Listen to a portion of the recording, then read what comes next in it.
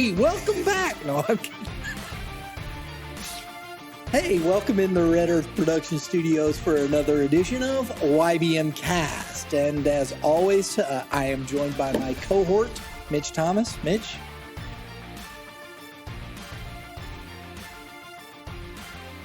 It just so happens I'm watching A Football Life, Vince Lombardi. It's one of the, I've watched it now 3 or 4 times, and you always get something different out of it. Vince Lombardi was one of the best teachers. John Madden, and they put this in there. John Madden, who's a Hall of Fame coach, Super Bowl, everybody loves John Madden. He says, when I was a young coach, he said, I went to this clinic and it was Vince Lombardi. He said, I thought I knew everything about coaching. He goes, I went in, I sat in the back and he's laughing. John Madden's like, it's Vince Lombardi and I'm sitting in the back. What an idiot. I can hear his laugh right now. I'm moving. And he says, so everybody knows that Green Bay was built on the power sweep. That one play, it was Vince Lombardi. He said, I went in there. He says, he spoke for 8 hours on that one play. He said he started and we had 4 hours. We had a break. He came back and he spoke for 4 more hours on that one play. And he said, I realized then, he said, I had no idea about football. I knew nothing.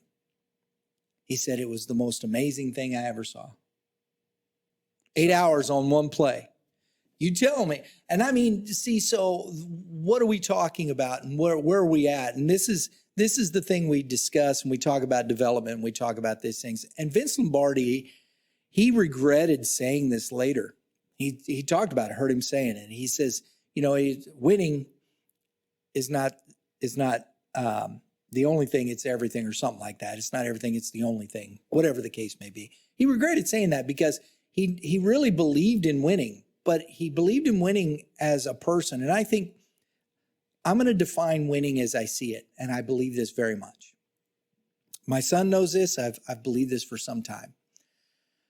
Winning is an attitude. It's not a result, because results don't always if winning was, everybody knew how to win or this or that, then how come there isn't more undefeated teams and everybody wins? Not everybody wins. It's just a fact. So what is winning? What does it really mean to win a game? Or to win a game is to score more points than the other team at the end of the day. But really what it boils down to is when you set in the construct of what we call winning, it's a development of the attitude of how we live our lives, how we construct our day, how we go about our business. Because if I do things the right way, what does that give me? Does it guarantee a win? No. What does it guarantee? You did things the right way. We talk about this. It guarantees me an opportunity. Right. All I've ever been given is an opportunity. All I want is an opportunity. You play the game for the opportunity at the end of that to be the guy in the batter's box, in the batter's box with 2 outs and the guy at second is the winning run. I want that opportunity. As an athlete, as a competitor, that's the opportunity. As a pitcher, I want that opportunity. I'm going to get that guy out. See, now all you have is an opportunity. And what comes of that is the work and everybody. That doesn't mean that guy's better or this or that. It's just the opportunity. And one of those guys is going to make one more play than the other. And at the end of the day, I tip my cap to the guy and we go on about our business. It's an attitude of understanding how we prepare ourselves for something. Yeah, when you say this, I think about when I was a little kid and, 1982, Bruce Sutter ends the game with that, big K. And I just think about those situations. And what did you do as a kid? I'm an only child, so I didn't have a brother or sister to play with. I had neighbors, stuff like that. But I can remember throwing a baseball up and just thinking to myself, all right, bottom of the ninth is World Series, and I'm playing these things in my mind as a young kid. It even brings me back to an old Kenny Rogers song when he talks about the greatest, greatest player. He says, he's trying to throw a ball up and he hits it. He swings and misses the whole time. And then at the end of it, he realized that he was the greatest pitcher of all time. Yes, so that's a great song. Okay, if you pay attention to it, and it's funny that you go back to the perspective of things. Somebody has to win.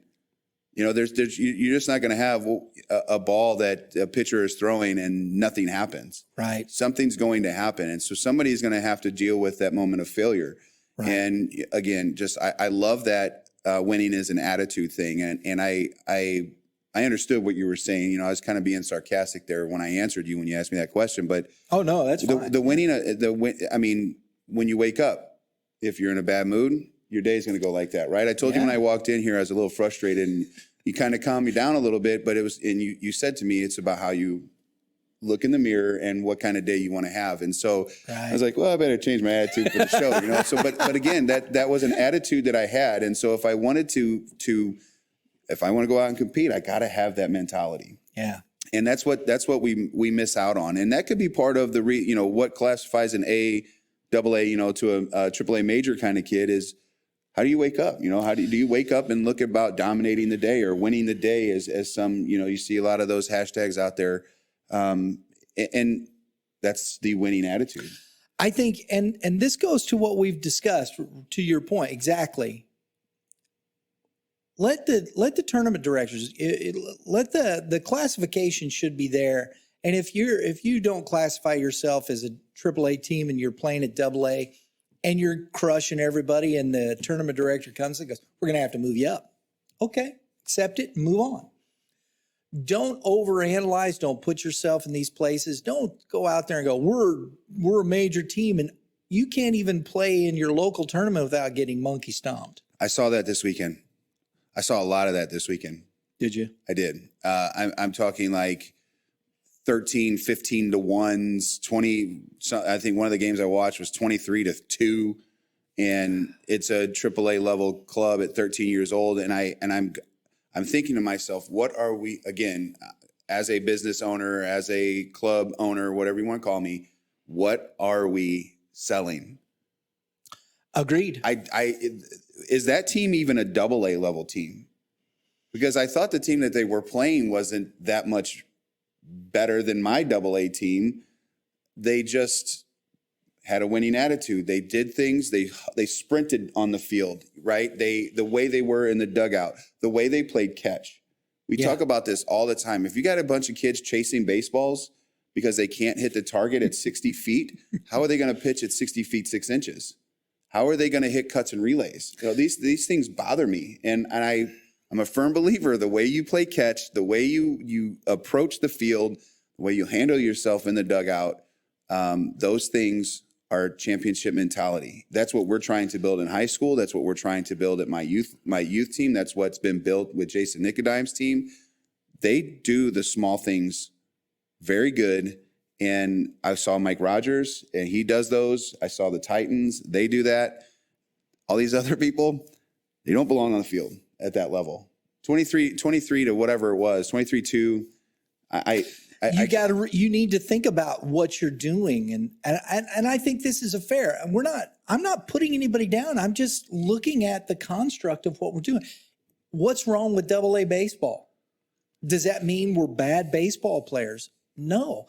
In fact, in 2009, 2010, I had a group of kids I was coaching with for Drew Prater's Mizuno team. I had a group of kids, solid baseball players, good, solid kids. 14U, we were a AA team. Well, we played in some high-level tournaments. We had some success, whatnot. They grew. We worked. Come the end of it, we're in the USSSA World Series. We're playing teams from Michigan, Texas, Oklahoma, whatnot. We went 6-0 and won the thing. The kids finished with some success. They grew. They played some high-level talent from around. And, we say, oh, well, it wasn't. No, it wasn't. But these kids had to have some success and grow. development, working on that. What are we doing to help these kids build some confidence, build a level of success in their lives to help them continue to grow and develop the attitude in which helps them succeed? This is the process in which we have to look at these things. Don't look at it from the standpoint of, I'm a AA team, so I'm not very good. No. Look at your players. Quit assessing the players as whether they're AA or AAA. Assess the players' talent, assess their abilities, bring the team together and put them in the place to succeed, and let those other things develop as they go along. I can't agree with that more. I have to go back to softball at times in some of these experiences I've had, and I've watched kids play at the A level that come down and play for me, which is we were mostly a B level group, and get frustrated, thinking they've gone a step back. But what they failed to realize is they needed to be here to get back to that level, just because of becoming a leader or how to lead a team. And when you're always getting your tails whipped, how do you lead that? How do you go out there, and what is a leader supposed to do when you're down 23-2? What are you supposed to do? How do you lead that? And if you were to take a step back and you were in a 9-5 ball game and you're down and you're going in the last 2 innings, your last 6 outs, right? Which we all know the last 3 are the toughest to get. You have a shot. So your leader is doing what? Leading, right? They're leading the cheers. They're leading you out of the dugout. You're amped up. When you're 23-2, you don't want to play. Right. I don't like getting my tail whipped. I hate losing I hate losing. But at the end of the day, I can swallow a 3-run loss. The 10-run loss just irks me, because I didn't have, what did we not have that day? And it happens. It happens to everybody. Everybody has a bad day. We're not saying that, but agreed. Exactly. Those are the things that we're talking about here. So when we're developing kids, I think it's a matter of attitude and understanding what it takes to, let's just put ourselves in the opportunity. Where's our opportunities and what's going to be best for the development of the player to get those opportunities? And as they grow, that's what we want to provide. That's the only thing we should be working to provide, is the opportunity. Let the designation, let the talent come to the place where and if you've got a kid that is far superior and comes up and really develops, I think you have to have the chutzpah to say, you know what, go to that kid and say, you should go play for this team. You owe the player that. You don't owe the family that. I know how the family obviously makes the decision, right, because of things cost travel. They obviously have to taxi the kid around, but that is key, is to do that. And I think I've mentioned on the show before, I've had those feelings where I've invested a lot into an athlete, and that athlete has moved on to a bigger, better thing. And it used to drive me crazy. It used to frustrate me. I used to lose sleep over these things because of the time that you spent. It becomes a part of you, right? A part of your family. And then you realize, well, I would have been doing that player a disservice. Right. And if that kid wants to play at the next level and we are still struggling in our group, go do your thing. Yeah. That player will never forget you. They'll never forget what you did for them. They will always refer to you as coach, because that's what happened. It just took me a little bit to understand that, because again, I'm always chasing the solution now, as opposed to just trying to Band-Aid stuff. Right. And I want that. I want to take my AA team that I have. I want them to become a better team. I want to do it as a whole, of course, right? But if I got one kid that is just that much more talented, I don't want to hold that athlete back. Can we remove our ego from it and give a call and say, you need to take a look at this kid. He's that good, and he needs to move to this level. Who's this about? It's about the kids. So if what does my ego matter anymore? It can't. Because I have one. I have a very big Everybody one. does. And again, though, these young men and women that come to us and trust us, we have to do what's right for them. And maybe that's where we sometimes struggle in other facets, when we have these 10, 11, 12U teams trying to be something that they're not. And you know what? I'm going to look, if it's a one player and I'm coaching, I'm going to look for another player that's going to come in, fill a role, put in and fit within the construct of my team and continue to develop the team that I have. that doesn't change. And that doesn't mean that these players aren't good or good ball players or don't have a place and continue to grow. But you can't, but we have, at some point, it has to be continually about how are we developing these kids? Not just in, and I liked what you said earlier, not just because of baseball, but because of where are they going to be in 10 years? Well, I mean, at some point, they're not going to have a coach teaching them a job. You know, I guess if you want to call it your manager teaching you the skill set of the job, yes. Yeah. But the interview process, you know, who's working with you? You're going to do a faux interview, you know, with your parent. You're going into it. You're 22 years old, you know, fresh out of college. You might role play some things, but at the end of the day, like you're going in there, you have to sit with your boss. You don't. Your parent doesn't get to make those decisions for you when you're going to get employed in the future. And then what are you going to do when you struggle in life? That's it. And what happens? Where's my confidence then? Where's my confidence in the fact that, you know what, my parents, my coaches, the people that have been there have helped me understand that all I want is the opportunity. All I need is the opportunity. And I'll let my talent show in that. When you get the opportunity, don't shrink from it. Let your talent go. That doesn't mean you're going to succeed every single time. And don't be afraid of that. Mm-hmm. If you do fail, get right back up. Let's keep moving. And this needs to be the development, the construct of things. And let winning evolve of itself out of the development of the players. Because win, lose, or draw at the end of the day, all the trophies will end up somewhere in a box in the garage. Or given back and recycled. Right. You know, I love trophies. I do. Unless it's in a club and they put the club, and that's great. And those are fantastic things. I have no problem with them, but don't let I still have trophies in my, I still have the World Series trophy. I still have my trophies because, but they're in a box. You are right. They are in a box because and you know what it does? It reminds me of those kids. It reminds me of the work that they put in. It reminds me of those kids and the good time that I had with those kids. And in fact, Justin and I with the Premier Tour stop, it was cool. Hayden Vaughn was on that team. Hayden Vaughn is now working with Premier Baseball Academy. He had a college career, played. He's a good kid. And it was really good to see him that way. And we got a chance to talk and you know, hugged him. And, you know, that to me, that's the memory of it. And here he is passing on the same things and the knowledge and coaching and doing and passing on the things he's learned. That to me was what I saw there. And that's what this was about. It was so cool seeing him there in that moment. I'll have to admit, when you're going through this process as a coach, I don't know when you first start out that you ever feel that you're going to have those experiences, right? Right. You obviously have to get to that point to then realize, oh man, I have made an impact that I didn't think that I would have made on a young person. And I get that now. I've actually had people who have played for me, didn't like the way that I've coached, right? Left my program and wish they never left.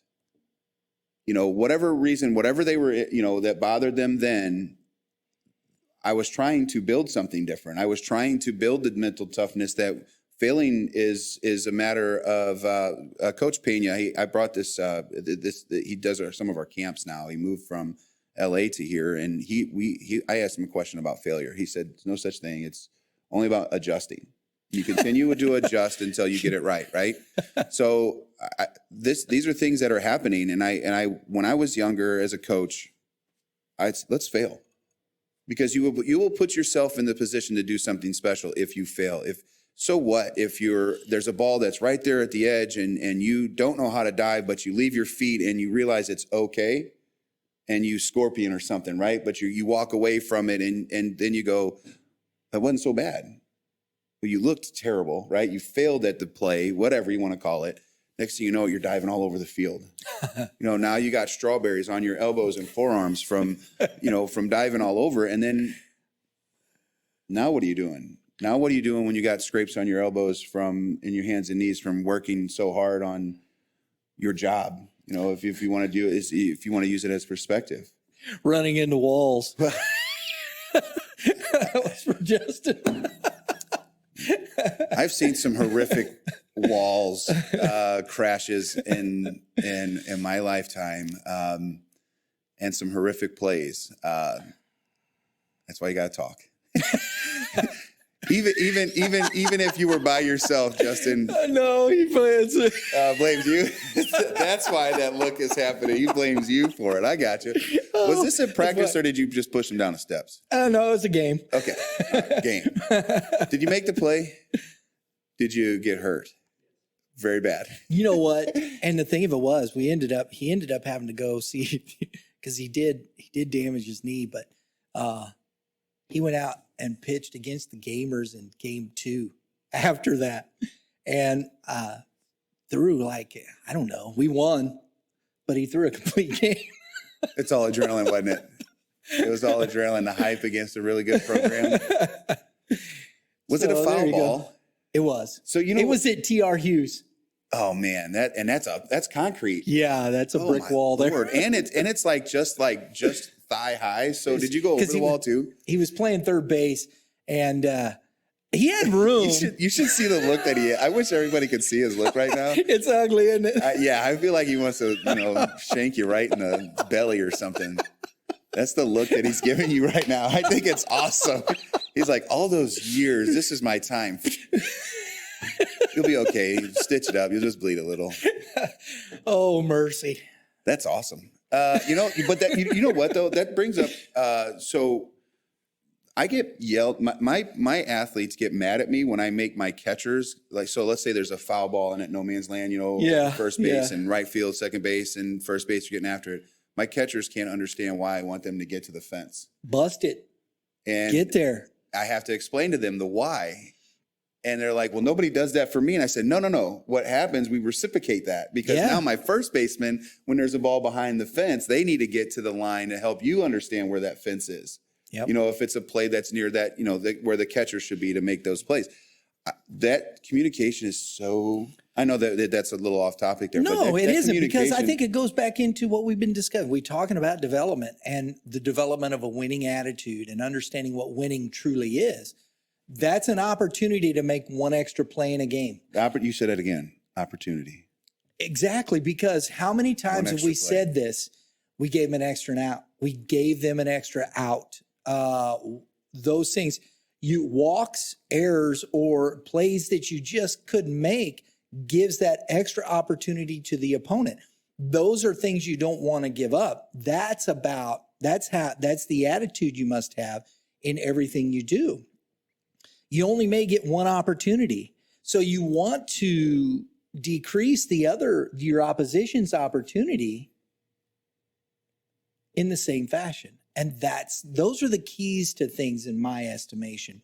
And when we're talking about these things, how many coaches really understand that? And to be honest, and let's really be honest, at 9, 10, 11, 12, the errors are plentiful.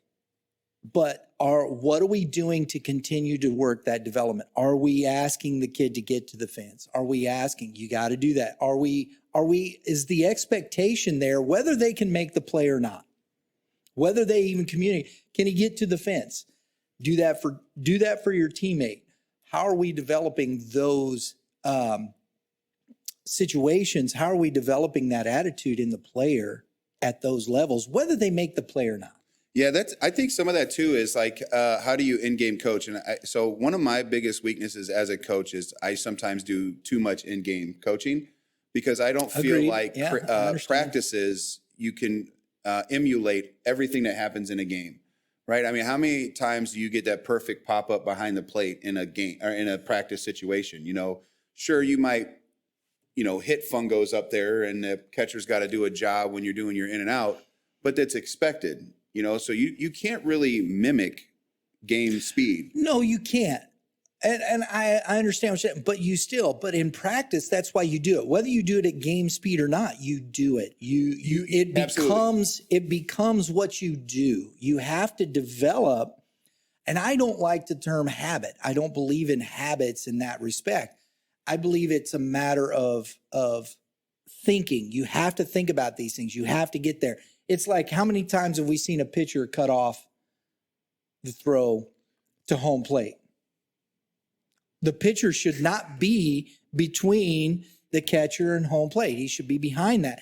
And how often does that still happen? See, so is that a matter of practice? And how many pitchers still do that? See, there you go. So that's I was this last hour or so together, I was starting to have a good day, and you just throttled me with that.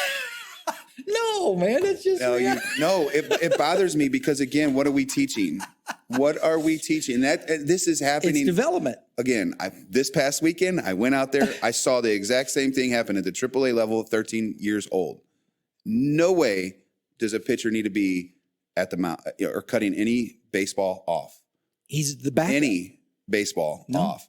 And I still saw it. And so that team, again, lost by a bunch of runs. And everything that you're seeing here, and we're having this conversation, it goes back to, what are we classifying the athletes for when they're not that?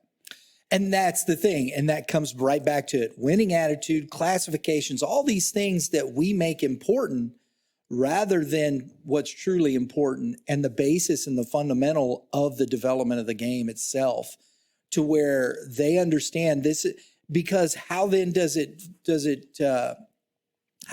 then develop into opportunities for that person when they're in a job? If they can't develop those same, there's a word I'm looking for here, and it's not a habit, but it's, and I've been trying, and that's what happens, man. You get the gray beard.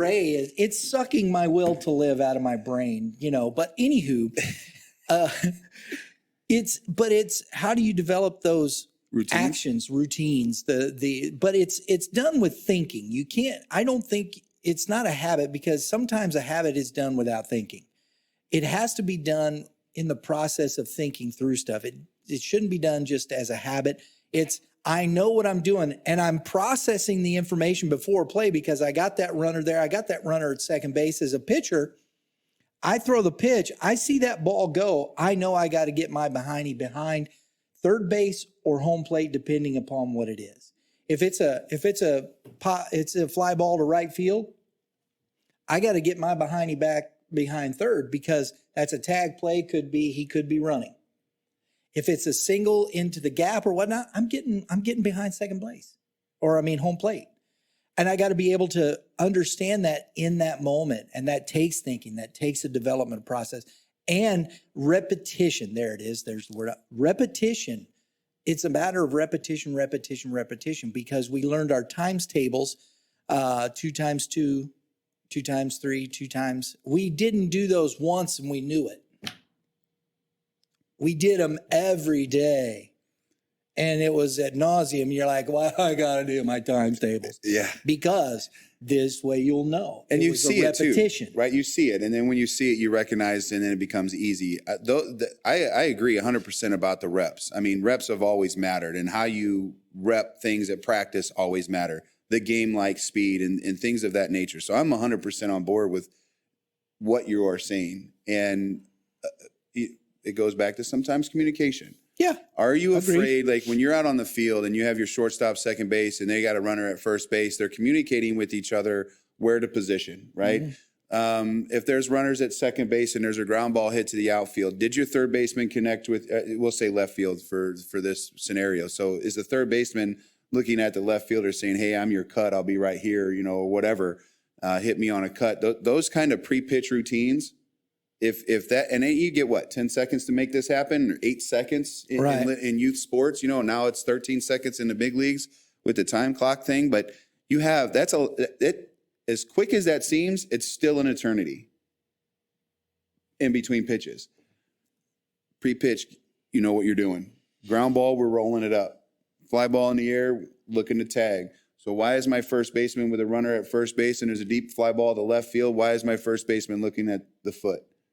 Right. Does he leave early? Why do I have him stand behind the athlete just a little bit to see if he catches the ball and he leaves early? If he does go, or anything of that nature. If it's the pitcher that's backing up third base and he checks on a fly ball that's a tag play to go home, is he looking at he shouldn't be there. Sorry, he should be behind the plate. But I'm getting to changing the position. Well, the officials should be. Well, but see, I screwed up. But I have to work through things. See, I fail too. We just make adjustments, right?